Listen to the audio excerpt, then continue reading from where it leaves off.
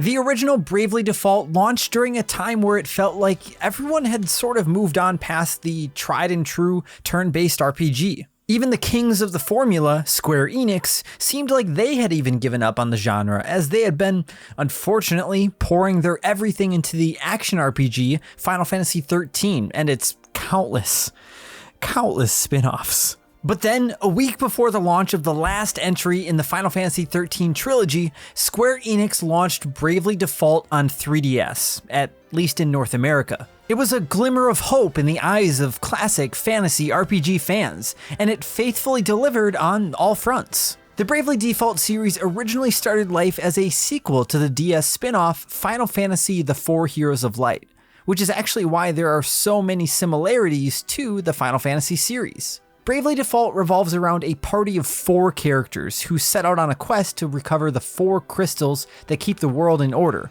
all accompanied by a fantasy world full of magic and monsters, turn-based RPG combat, and a sweeping orchestral score. It's basically a spiritual successor to the original formula of Final Fantasy. The series creators eventually went on to develop a direct sequel by the name of Bravely Second, confusingly, and also helped kick off Octopath Traveler, but now Square Enix has given the reins to a new developer, Claytech Works, the team that worked on the Bravely Default mobile game in Japan. So after a few years in the oven and a couple of demos to help gain player feedback, the latest entry, Bravely Default 2, is nearly ready for release on Switch, and we've been fortunate enough to have spent a considerable amount of time with the early game already. I'm Zion from Nintendo Life, and today we're here to share with you our thoughts on the first 15 hours of Bravely Default 2 on the Nintendo Switch.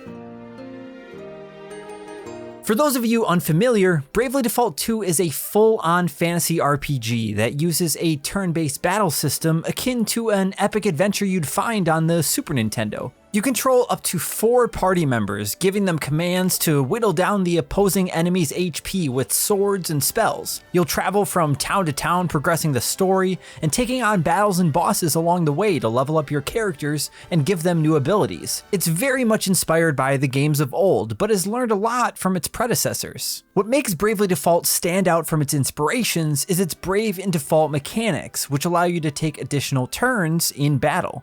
Essentially, you're able to defend by using the default option, which provides you with 1 Brave point, or BP for short.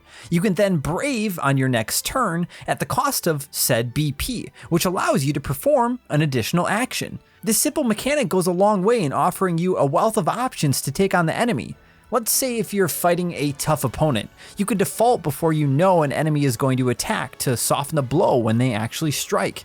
Then you can swing on your next turn with an additional attack when your opponent actually has its guard down. Another easy example is, let's say a party member gets knocked down. You could use a few banked BP to use a Phoenix Down to revive them, a cure spell to finish healing them, and then still have room to attack your enemy all in the same turn. You can also have a total of 3 BP banked up at any given time, but you can also go into the negative by spending BP you don't actually have to swing hard at an enemy with multiple effective attacks early on. This can really come in handy when facing random enemies out in the overworld that should be able to be defeated with a few quick hits. However, when you do go into the negative BP, you'll need to wait a few turns for your character to catch back up before you can actually take an action again. So you'll need to keep that in mind when taking advantage of this. This simple element adds a much needed risk-reward system to the game. Do you risk it all to try and take down a horde of enemies quickly, or play it safe and wait for the proper moment to strike? On top of this, Bravely Default 2 brings back the job system from past entries, allowing you to change up the class of any 4 of your party members however you see fit.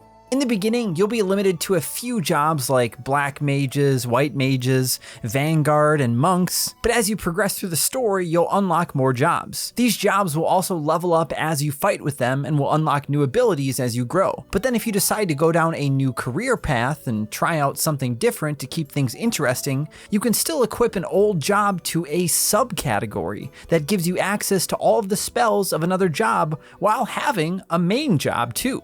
Your sub-job won't gain any experience in battle, and your overall stats won't be affected either. But what's cooler than living out your fantasy of dual-wielding dark magic and curative spells? The best of both worlds. The story puts you in the shoes of a character named Seth, who's found washed ashore in a land unfamiliar to him by the princess of a destroyed nation named Gloria. And within the first hour or so of the game, you'll be buddied up with the rest of the game's traveling companions. Quickly, you'll learn that the world is in grave danger thanks to the impending doom of the Knight's Nexus calamity, and it's up to you and your team to track down the 4 legendary crystals to bring peace and order back to the realm. Remind us again how this isn't a Final Fantasy title? From the roughly 15 hours we've put into the adventure so far, the story hasn't really done anything to write home about yet, but it's still managed to surprise us on a few occasions. Additional dialogue between your party can be triggered while you're out and about exploring too if you like, but they're completely skippable if you prefer to just get on with the action. Aside from the 4 main characters, Seth, Gloria, Elvis, and Adele,